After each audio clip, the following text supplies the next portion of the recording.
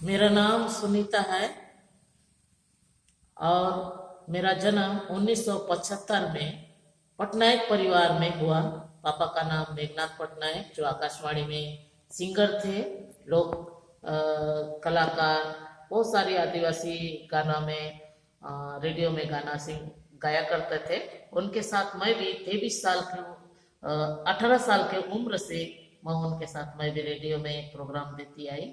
और पापा के साथ बहुत जगह जगह हम लोग घूमते हुए प्रोग्राम दिए और बहुत सारे शहरों को देखने के का मौका भी मिला पापा के साथ में। और उसी बीच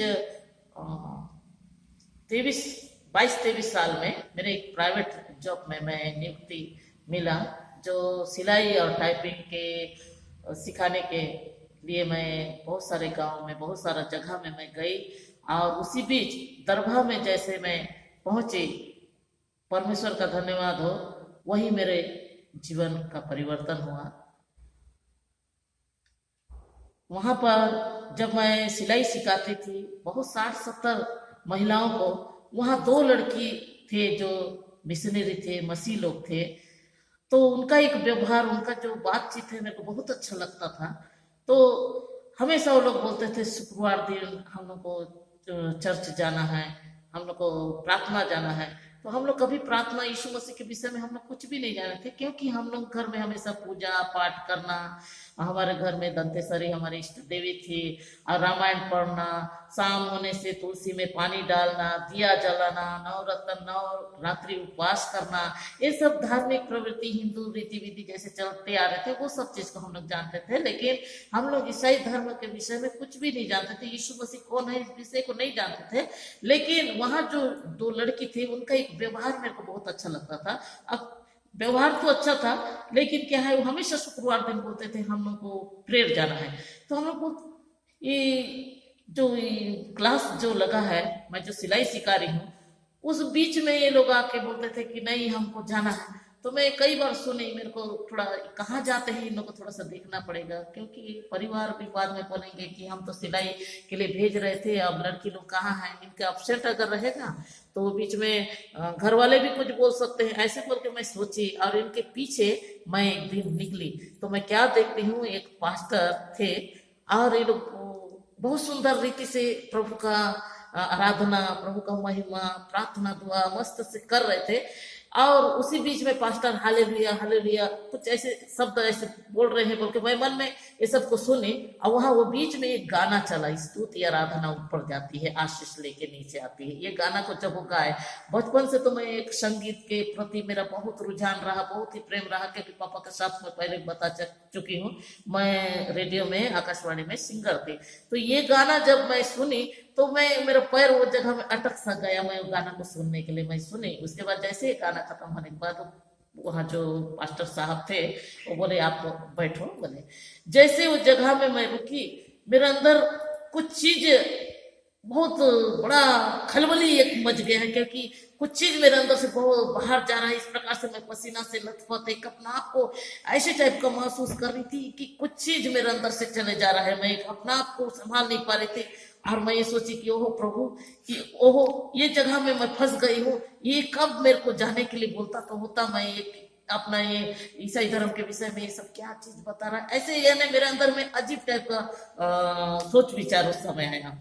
और जैसे ही खत्म होने के बाद मैं जगह से निकली, शुक्रवार दिन था और शनिवार के दिन फिर क्लास था, संडे के रोज फिर मेरा मन में लगा कि नहीं, मैं वो जो 2 लड़की है ना, उन लोगों का व्यवहार बहुत अच्छा है, उनका जो बातचीत करने का तौर तरीका बहुत अच्छा है, बहुत अच्छा एक रिस्पेक्ट से वो लोग बात करते हैं, मैं आज टाइम पास करने के लिए वहीं जाऊंगी। इस प्रकार से सोच के मैं टाइम पास करने के लिए उस जगह में गई थी। और थोड़ा देर बैठ के हम लोग बात कर ही रहे थे, पीछे से फिर से वो पास्टर आने लगे। मैं उनको पीछे मुड़ के जैसे मैं उनको देखी, अरे कल नहीं परसों तो इतना ये बात बोल रहे थे, मेरे को एकदम व्याकुल लग रहा था जब ये अपना ईसाई धर्म के विषय में, यीशु मसीह के विषय में बता रहे थे, तो मेरे को एकदम व्याकुल लग रहा था। आज फिर से ये जगह में आ गए हैं, आज मैं इनको कुछ, ये अगर मेरे को कुछ बोलते हैं तो इनको मैं आज अच्छा से समझाऊंगी, ऐसे बोल के मैं भी थोड़ा सा गुस्सा लेके बैठी थी। फिर उस समय वो मेरे को जब बताया, आप हिंदू नहीं, आप जो प्रभु को आप विश्वास करो, आपके जीवन में भी कुछ भी दुख, कुछ भी चिंता, कुछ भी निराशा, कुछ भी समस्या रहेगा तो वो हल हो जाएगा। उसी समय मैं पास्टर साहब को मैं तुरंत बोल दी कि हम लोग देखिए बावनकरण परिवार के हैं, हम लोग नाग गोत्र के हैं और हम लोग ये सब चीज को नहीं मानते हैं, क्योंकि मैं पटना एक परिवार की हूँ। आइंदा मेरे पास यीशु मसीह के विषय में कुछ मत बोलना और आइंदा ये विषय से मेरे से बातें ही मत करना बोल के बहुत डांट फटकार उनको मैं की। लेकिन वो मेरे से ऐसे नहीं बोले कि तुम ग्रहण कर लो, तुम ईसाई धर्म को मान लो, या तुम प्रार्थना में आए करो, बैठे करो, ऐसे कुछ नहीं बोले। बस ये बोले अगर विश्वास करोगे तो आपके जीवन में कुछ भी अगर दुख तकलीफ समस्या है तो वो हल होगा।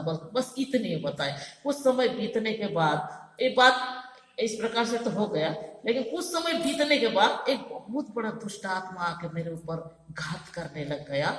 और वो दुष्ट आत्मा इतना भयानक था कि मैं जितना तंत्र मंत्र जितना मैं जानती थी, मेरे 23 साल के उम्र तक जितना मैं पूजा पाठ की थी, जितना मैं तंत्र मंत्र जानती थी, हर एक चीज को मैं बोल के थकी और अपना तरफ से जितना कोशिश है मैं करके थक गई। कुछ भी वो दुष्ट आत्मा मेरे शरीर से टस से मस नहीं हुआ। बिल्कुल मैं एक मृत्यु के मुख में एकदम अंधकार में, बिल्कुल जिस प्रकार से हम देखते हैं कि एक श्वास जब बंद हो रहा है तो एक हमारे जो सामने एक मृत्यु दिखाई दे और बिल्कुल सांस बंद हो रहा है, अंधकार दिखाई दे, इस प्रकार से मैं अपने जीवन में जब मैं अनुभव करने लग गई और मैं बिल्कुल मृत्यु के मुख में जा रही हूँ। मेरी छोटी सिस्टर को बहुत मैं चिल्लाई, बहुत आवाज दी, वो मेरा आवाज को नहीं सुनी। मम्मी पापा तो जगदलपुर में थे, कोई भी मेरा आवाज को नहीं सुना।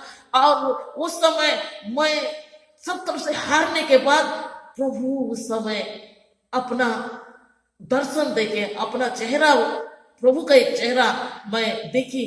और उसी समय जो पास्टर के एक दो शब्द जो मैं सुनी थी, हालेलुया शब्द, वही शब्द जब मैं बोलना शुरू की, क्योंकि यीशु मेरे सामने दर्शन के माध्यम दिखाई देने लगे। बिल्कुल स्वप्न दर्शन में, मैं आधा स्वप्न में और आधा निद्रा में हूँ, इस प्रकार से अनुभव कर रही हूँ। और स्वयं यीशु को जब मैं पाई तो हालेलुया मेरे शब्द से, मुख से जिस प्रकार से निकलने लग गया, वो शब्द के द्वारा दुष्टात्मा बिल्कुल निकल कर बिल्कुल मेरे शरीर से बाहर होना चला गया। और उसी समय मैं अपना शरीर को अनुभव की कि मेरे अंदर से जब दुष्टात्मा चला गया तो मैं अपने आप में एक जीवन को महसूस की। तो उसी समय से बोली यीशु ही जीवन है, और मैं अपना जीवन को यीशु मसीह को समर्पण कर दी। उसी दिन से मैं पुराने रीति विधि, पुराने नियम, सब चीज माँ को छोड़ के मैं प्रभु को रास्ता में चलने के लिए, मैं अपने आप को परमेश्वर के मार्ग में चलने के लिए अपना आप को मैं ढूंढ, यानी प्रभु की एक खोज में लग गई।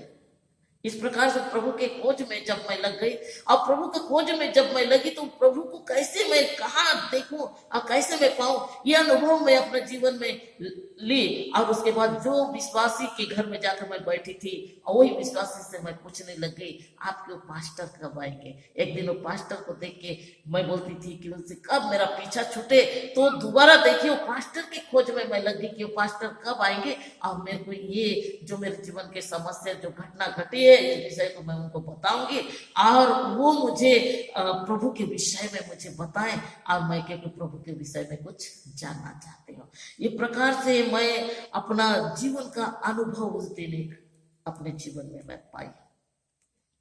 फिर कुछ समय बीतने के बाद वो पास्टर आए, वो जो मेरे स्टूडेंट लोग थे, वो लोग बोले कि मैडम हम लोग पास्टर जैसे आ जाएंगे हम आपको बताएंगे, आप उस दिन आइए और आपके जो भी चिंता है उनको बताइएगा। फिर जैसे दूसरे कुछ समय बाद 3-4 दिन के बाद जैसे पास्टर वो जगह में आए तो उनको फिर वो बोले कि मैडम आपसे बात करना चाहते हैं, हाँ तो बुलाइए। बोले, फिर मैं उनके साथ फिर बैठ के मैं बात की।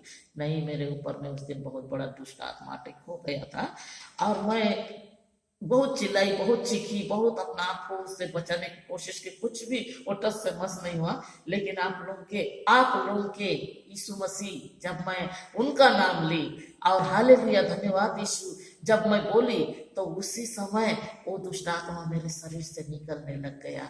तो मैं अभी यीशु को और भी कुछ मैं जानना चाहती हूँ, यीशु के विषय में मैं जानना चाहती हूँ। यीशु कौन है जो इतना शक्तिशाली, जो मेरे जीवन में इतना बड़ा दुष्ट आत्मा से मैं ग्रसित थी, मैं अपने आप को बिल्कुल मृत्यु के मुख में जाते हुए जो मैं देख रही थी, अब वो आज मुझे जीवन दिया है तो उन्हीं के कारण है। मैं उनके विषय में मैं जानने के लिए आपके पास आई हूँ। मेरे को आप बताइए, क्योंकि हम लोग हिंदू शास्त्र के विषय में बहुत सारे हैं, गीता, पुराण, रामायण, ये सारे चीज से हम उनके जीवन चरित्र को जान सकते हैं, लेकिन इसके विषय में मैं उतना अच्छा नहीं जानती हूँ, क्योंकि पहले मैं कृष्ण विरोधी भी थी। मैं आपको अपने पाप को मैं अंगीकार करती हूँ, क्योंकि मिशनरी लोग जब भी नूतन नियम और क्या क्या ऐसे करके कुछ कुछ पम्पलेट वगैरह क्या क्या घर में अगर दे भी दिए करते थे मम्मी के पास, तो उसको फाड़ के आग जलाती थी। उसी का सजा शायद यीशु मसीह मेरे जीवन में दिए, ऐसे बोल बोल के उनके पास मैं रखना शुरू की। तो ये वो बोले कि नहीं, यीशु मसीह कभी सजा किसी को नहीं देते हैं, आप बाइबल को पढ़िए, और बाइबल को पढ़ेंगे तो प्रभु के विषय में और भी जानने सकेंगे। ये लीजिए वो करके मेरे को बाइबल को दिए। बाइबल इतने बड़ा डिक्शनरी है, उसको मैं पढ़ूं कहाँ से, ऐसे बोलकर फिर से मैं यानी उलट पुलट करके उसको देखी। अब मैं पूछने लगी इसको मैं पढ़ूं कहाँ से, कैसे करके इनको जानूं। तो वो बोले कि भजन संहिता इसमें से देखिए, ये बीच में है, इसको आप पढ़िए। दाऊद राजा परमेश्वर से अब गिड़गिड़ाते हुए प्रार्थना कर रहा है, अपने दुख, अपने चिंता, अपना निराशा, अपना आंसू को परमेश्वर के पास रखा है। तो इस प्रकार से आपके मन में भी जो दुख है तो परमेश्वर के पास रखिए और आप उनसे बोलो, इस प्रकार से जैसे दाऊद बोलता है। और आप भी अपना दुख को बोलो तो आपके जीवन का हर एक दुख जाएगा। तो मैं उसको ला के, जैसे मैं भजन संहिता को पढ़ रही थी, कुछ समय बीतते गया। मैं फिर उनको मैं बोली कि नहीं सर, हम लोग तो देखिए शुरू दिन से हम लोग पूजा पाठ किए हैं, तो हम लोग एक मूर्ति को रखे या फोटो को रखे, तस्वीर को रखे, उसमें फूल है, पत्ता है, चावल है, जो भी कुछ है वो जगह में हम चढ़ाते आए, अगरबत्ती हम लोग जलाए, नारियल वगैरह फोड़े। लेकिन आप लोग जो मानते हो ये खाली घर है जहाँ कुछ भी नहीं है, और आप किसको मानते हो? मैं थोड़ा ये विषय में भी मेरे को थोड़ा सा आप लोग बताइए। तो उस समय पास्टर मेरे को बोलने लग गए कि सर्वशक्तिमान ईश्वर जो आकाश और पृथ्वी के सृजनहारा है, जिस संसार को रचने वाला को कौन मनुष्य रच सकता है। मैडम, अगर आपको ऐसा लगता है कि एक फोटो को रख देने से और उसके सामने घुटने टेके या उसके सामने मांग लेने से मिलता है, तो संजय मार्केट में बहुत सारा फोटो मिलता है, यीशु मसीह का भी वहाँ फोटो आपको मिल जाएगा। आप लाओ और दीवार में लगा लो, और जो भी अपना दुख है उनके पास बताओ। तो मैं बहुत अच्छा बोली, और आगे कुछ समय बाद जाके संजय मार्केट से एक फोटो ले लाई और बिल्कुल उसको अंदर लगा दिए। और जब भी मैं ड्यूटी जाने से पहले घुटना टेक के उनके पास मैं अपना यानी प्रेयर किया करती थी। जैसे पहले का हम लोग का पहले से बचपन से हमारा एक जो आदत था कि पूजा करना, तो जब से यीशु को जाने तब से प्रेयर करना शुरू कर दी। तो दोनों ही एक ही है, प्रार्थना पूजा दोनों एक ही है। तो फिर ये प्रकार से मैं प्रार्थना करना शुरू कर दी। और उसी समय एक दिन संडे के रोज था, मैं नहीं जानी थी कि पापा अचानक आएंगे। मैं बिल्कुल बाइबल अध्ययन कर रही हूँ, बिल्कुल नीचे से करके बिल्कुल ध्यान, यानी बाइबल के ऊपर इतना मैं अपना ध्यान को लगाई थी कि मैं सामने कौन आ रहा है कौन है मैं कुछ को नहीं जान पाई। अचानक पापा वो जगह में पहुंच गए। पहुंचने के बाद मैं एकदम डर गई, सहम गई, और बाइबल को जैसे नीचे रखी वैसी वो अपना हाथ में उठाए और बोलते हैं, अरे ये क्या चीज तू घर लेके आई है, क्या है ये, किनका है, किससे मांगी, तू ये क्यों ये सब को पढ़ रही है? ये हमारे घर में ये सब नहीं चलेगा बेटा, हमारे घर में रामायण पढ़ने की जगह तू ये बाइबल को कैसे लेके आई है? तू जहां से लेके आई है वहीं इसको दे दे, हमारे घर में दोबारा ये दिखाई नहीं देना है, और दोबारा इसको पढ़ते मेरे को नहीं दिखाई देना। इस प्रकार से बोल के पापा मेरे को बहुत ही नाराज हो गए। उसके बाद फिर मैं अंदर गई पानी लेने के लिए, पीछे पीछे वो भी गए। आके क्या देखते हैं, अंदर यीशु मसीह का तस्वीर है। इस प्रकार से देखने के बाद उनका मन बहुत ही और क्रोधित हो गया और व्याग बबूला हो गए, और तुरंत वो फोटो को निकाले और 2-3 टुकड़ा करके बिल्कुल फेंक दिए, और बोले कि कल तुम घर में आओगे। जैसे मैं घर में गए, उसके बाद दूसरे दिन घर में गए, तो घर में घुसने से पहले मम्मी को पापा बोले कि रुक जा वहीं, बोल के मेरे को बोलती है। मम्मी को बोलते हैं कि थोड़ा गंगा जल लेके आ। मम्मी गंगा जल लेके आई और एक फूल उसके साथ मेरे को गंगा जल छिड़के, और उसके बाद बोलते हैं तुम अपना कपड़ा लता बाहर में रखो और इसको दूसरा कपड़ा लत्ता दे दे और पहन के अंदर घुसेगी। तो ये प्रकार जो उनका एक व्यवहार देखी, मेरे को मन में बहुत दुख लगा। मैं इतने दिन से पूजा पाठ कर रही थी, कुछ भी ऐसे नहीं, ये भी तो एक पूजा है, ये भी तो एक आराधना है, ये भी तो एक प्रार्थना है, परमेश्वर का मैं महिमा कर रही हूँ, इसमें मैं ऐसी क्या गलत कर दी कि वो मेरे ऊपर गंगा जल छिड़क के मेरे को पवित्र कर रहे हैं। तो ये प्रकार जो उनका एक व्यवहार जो मैं देखी, तो मेरे को देखने से बहुत ही मन में एक बहुत ही दुख लगा। फिर मैं अपना जो जगह है ड्यूटी, वहां पर मैं गई। आप उस समय बाद अपने जो बैठते थे प्रेयर, वहां पर ये बात को मैं शेयर की कि ये प्रकार से जो उन लोग मेरे से व्यवहार किए, बहुत ही मेरे को दुखद लगा, बहुत ही दुखदाई लगा, मेरे को अच्छा नहीं लगा जो ये प्रकार से उन लोग व्यवहार किए कि हम बैठ के तो प्रार्थना किए, प्रभु का महिमा किए, क्या ऐसे गलत कर दिए कि वो गंगा जल मेरे को छिड़के। तो उसी में बाइबल अध्ययन में ही मेरे को इस चीज को मिला कि मन फिरा और बपतिस्मा लो। तो मैं पास्टर से मैं पूछी कि बपतिस्मा क्या है। तो जल में डूबना, यानी जल में मन को जब फिराएंगे तो बपतिस्मा लेंगे। तो बपतिस्मा के विषय में मैं जानकारी ली उनसे, और वो बोले कि नहीं मैं तो नहीं दे पाऊंगा, उसका एक समय होता है, आप जहां कहीं भी होता है वहां आप जाके बपतिस्मा ले सकते हो। इस प्रकार से पास्टर साहब मेरे को बोले। तो एक जगह में बपतिस्मा प्रोग्राम चल रहा था, और वहां पर जाके मैं अपना पूरा एड्रेस ना देते हुए, अपना नाम पूरा नहीं बताते हुए उनको, मैं बस यही यानी यही के लोग हो और मैं बहुत पहले से मसीह धर्म में आई हूँ, इस प्रकार से झूठ मूठ अपना वो करके बपतिस्मा ली। क्योंकि बपतिस्मा, मैं इस प्रकार से मन में सोच रही थी कि बपतिस्मा से ही मेरा मन परिवर्तन होगा, यानी बपतिस्मा से ही मैं यीशु को पालूंगी, ऐसे मन में एक मेरा सोच था। लेकिन ऐसा नहीं है, मन को फिरा और बपतिस्मा लो। मन जब फिर गया तो बपतिस्मा ले लेना है। तो इस प्रकार से मैं प्रभु को पूरा रीति से समर्पण हो गई। समर्पण हो जाने के बाद मेरे को यानी ज्यादा ड्यूटी अटेंड करना, ज्यादा अपना नौकरी के प्रति ध्यान देना, अपना स्टूडेंट लोग को सिखाना, अपना ये वर्क मेरे को ध्यान नहीं रहता था। हमेशा मेरे को प्रार्थना दिखाई देता था। मैं हमेशा यानी प्रार्थना में जाना, लोग के जहाँ जहाँ एक झुंड है वहां जाके आज संडे है तो वो जगह में हम प्रेयर करें, यानी प्रभु के प्रति एक दौड़, यानी प्रभु को जानने के लिए इतना मैं कोशिश की। और प्रार्थना में बैठना मेरे को इतना अच्छा लगता था। हमेशा प्रार्थना यीशु मसीह मेरे को दिखाई देते थे, कहीं मैं चल रही हूँ तो यीशु मसीह दिखाई देते थे। यानी हमेशा मैं अपना सामने अपने सम्मुख में प्रभु को अनुभव करती आई, और प्रभु में इतना ज्यादा मैं लीन हो गई कि मेरे को नौकरी का भी समय पता नहीं चलता था कि आज कौन सा दिन है, कि कितना समय मेरे को अपना सेंटर जाना है, ये सब कुछ नहीं जानते थे। कहीं मीटिंग है तो वो जगह में चले जाते थे। तो ये प्रकार से देख के भी वो जब भी चेक करने के लिए आते थे तो मैं वो जगह मेरी उपस्थिति नहीं रहने के कारण डांटते थे। फिर एक बार मुलाकात हुआ तो बोले कि तुम फ्री का पैसा लोगे क्या, तुम काम नहीं करते हो, तुम ऐसे बैठे बैठे घूमते फिरते हमेशा रहते हो, सेंटर में तुम दिखाई नहीं देते हो।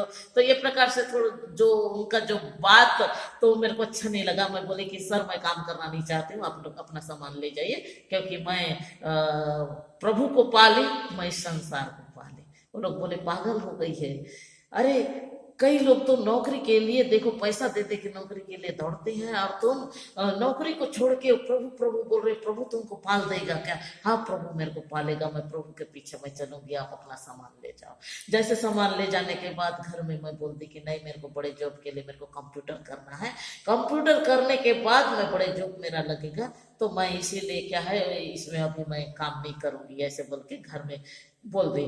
घर में बोलने के बाद फिर पापा जैसे ड्यूटी जाते थे, मैं अपना संगति ढूंढने के लिए निकली। बहुत सारे झुंड जगदलपुर में भी रहते थे, बहुत सारा झुंड में प्रार्थना चलता था। वो बीच बीच में मैं बैठ के मेरे को प्रार्थना करना मेरे को बहुत अच्छा लगता था। वो प्रार्थना करते करते कई बार क्या है वो जगह में जो प्रचार होता है, प्रभु यीशु का जब प्रचार होता है तो प्रचार के लिए भी एक दो बार मेरे को खड़े किए।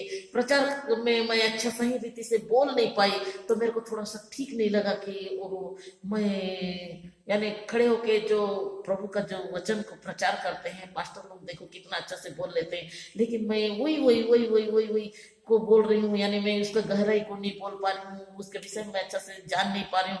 तो इसको मैं कैसे करके मैं और जानूं, वो जानने के लिए मैं बहुत कोशिश की। तो वही बीच में एक भाई थे, वो बोले कि सिस्टर अगर आप प्रभु के विषय में ज्यादा जानकारी लेना चाहते हो, ट्रेनिंग करना चाहते हो, तो यानी प्रभु के विषय में आप जानना चाहते हो तो एक जगह ट्रेनिंग चल रहा है, आप ट्रेनिंग निकल जाओ। वहां पर जाओगे रहोगे तो आपको पूरा रीति से सीखोगे प्रभु के विषय में। जब वहां से निकलोगे तो आप प्रभु का वचन को बहुत अच्छा से बोल नहीं पाओगे।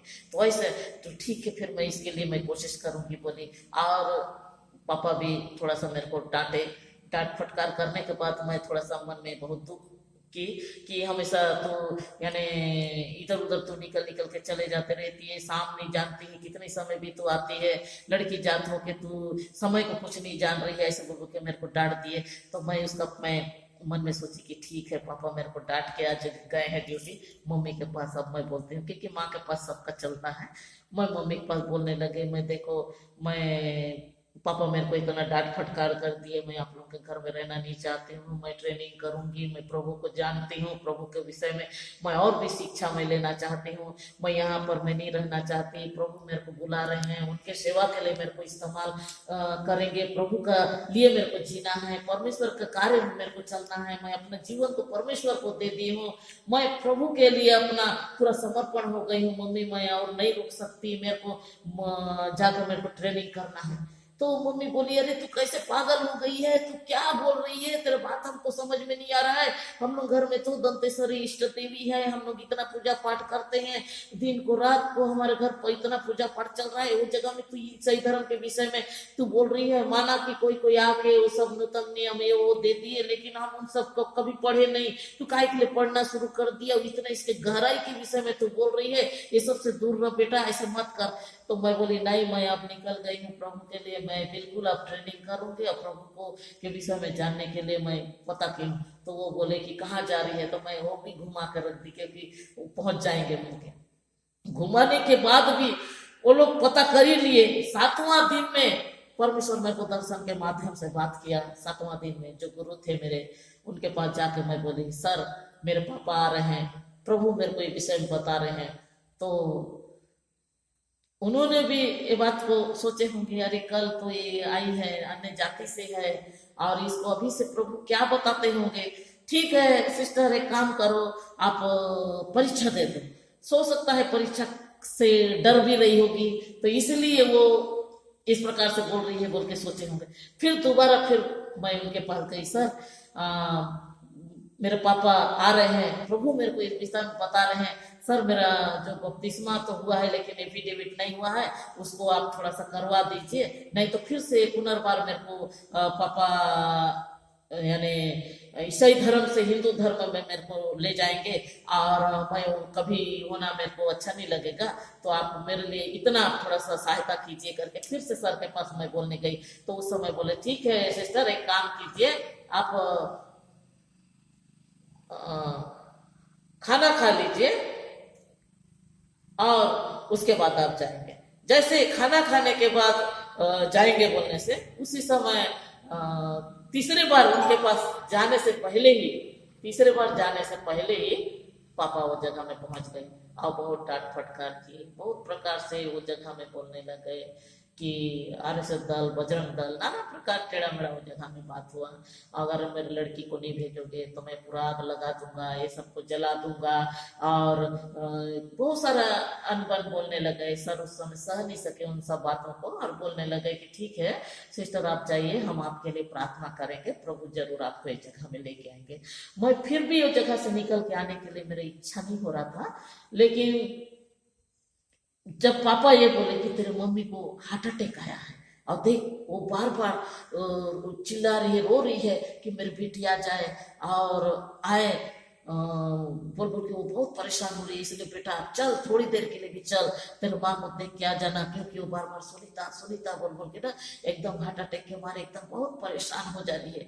तो एकदम उसको अटैक आया है तो वो बहुत परेशान हो रही है, यानी बहुत ही सीरियस कंडीशन में है, इसलिए चल थोड़ी देर उनसे तू मुलाकात कर, उससे बातचीत कर, क्योंकि एकदम तू अचानक निकल के आ गई ना तो हम लोग को सबको अच्छा नहीं लगा। तो अभी कहाँ है बोली, मम्मी का नाम सुनने से मैं बोलने लगी कहाँ है वो, तो नहीं उसको अस्पताल में भर्ती किया हूँ। तो फिर मैं वहां से फिर निकल के आई, जैसे हॉस्पिटल की तरफ गाड़ी नहीं मोड़ते हुए घर की ओर जैसे मोड़ने लग गए, तो उसी समय फिर मैं उनको बोली कि आप तो बोले कि हॉस्पिटल में है मम्मी बोल के, फिर आप गाड़ी को घर तरफ ले जा रहे।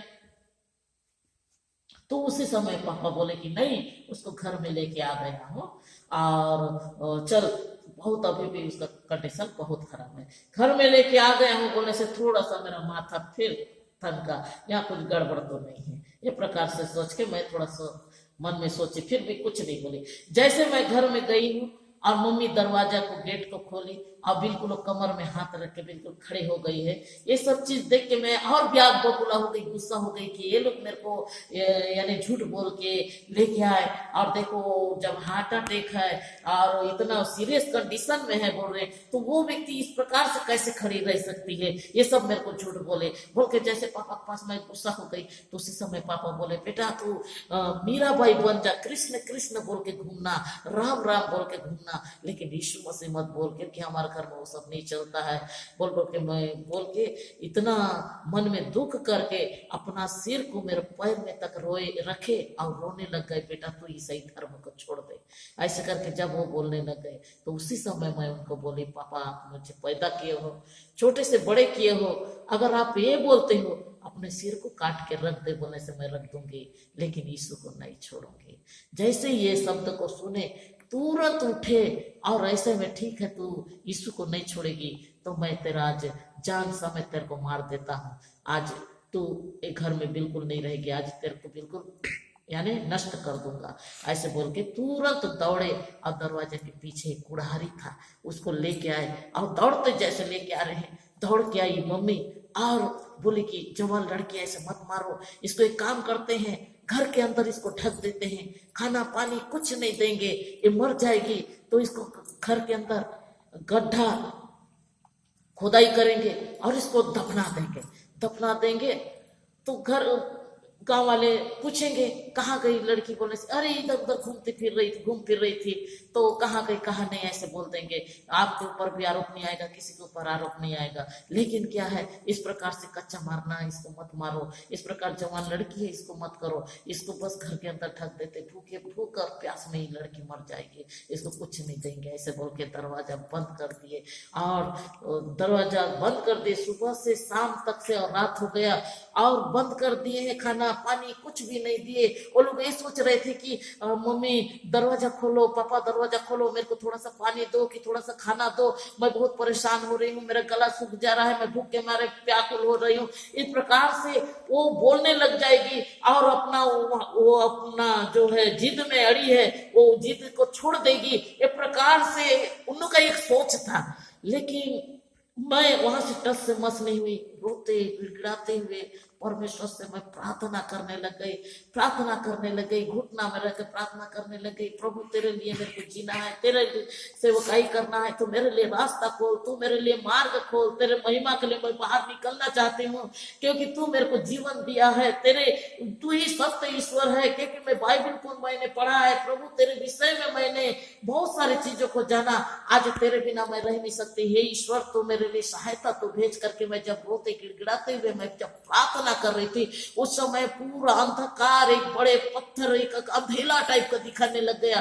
अंधकार के लिए जब मैं प्रार्थना की अंधकार हट जाए, मेरे पिताजी का मन बदल जाए, मेरे घर वाले का मन बदल जाए, तो उसी समय वो अंधकार एक पत्थर का रूप ले लिया, एक पहाड़, जैसे कि बाइबल में एक जगह में लिखा है तुझ में यदि राई के दाने के समान विश्वास है तो कहा उस पहाड़ से जा गिरे समुद्र में। तो वही पहाड़ के जैसे एक पत्थर मेरे सामने दिखाई देने लग गया और वही पत्थर जब मैं प्रार्थना करना शुरू की तो वो पत्थर इस प्रकार हिलने लग गया और वो पत्थर जब मैं प्रार्थना करते करते वो पानी में इस प्रकार से यानी जैसे एक बहुत तेज रफ्तार के पानी में एक कागज का टुकड़ा उसमें ऊपर पानी के ऊपर जैसे चले जाता है, यानी बहा के ले जाता है, इस प्रकार पत्थर को बहाते चले जा रहा था।